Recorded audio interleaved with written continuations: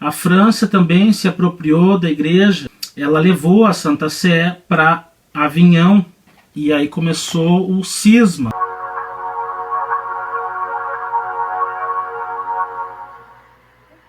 Um rei francês cresceu o olho, Filipe, né? Cresceu o olho para cima da cavalaria templária, tá?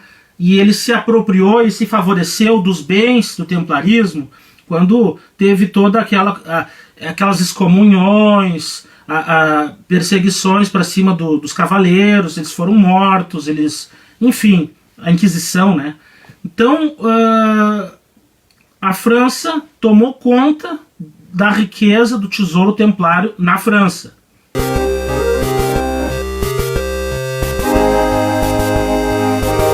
Que é o grande, como é que se chamava? Era o Êxodo, se chamava de o Êxodo. Foi quando eles levaram o Papa para Avignon, para o papado, né, o bispado de Avignon. Levaram o Papa para lá.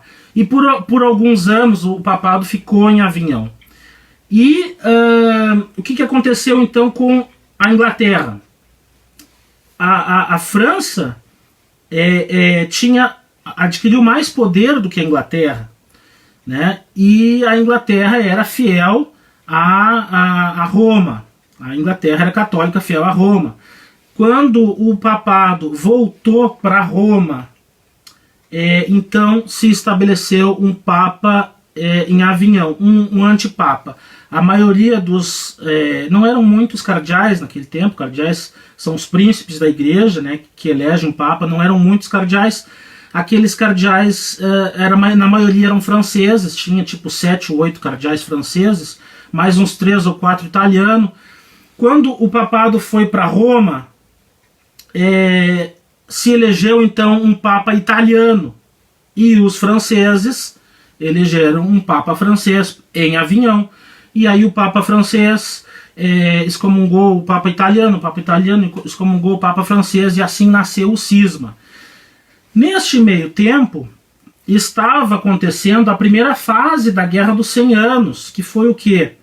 Quando os reis da Inglaterra, eles eram vassalos dos reis da França nos seus feudos franceses, porque aquele tempo era feudalismo, né? Então isso deu um problema, deu uma crise, teve uma guerra na Bretanha, uma guerra de sucessão de trono do Duque da Bretanha, enfim. Isso é nossa. E o francês dizia, não, a Inglaterra é que é nossa. Só que na época, em 1346, quando começou a Guerra dos 100 Anos, era a Inglaterra que era poderosa. A França estava dividida, não tinha condições de aguentar uma invasão ou coisa parecida. Então, tirando essa fofoca, quem é que tem direito de quem manda é o mais forte. E os ingleses eram os mais fortes. Então, a Guerra dos 100 Anos foi toda travada em território francês. E durou 100 anos mesmo. E foi por causa disso. 120, 130 anos. Tá contigo aí agora.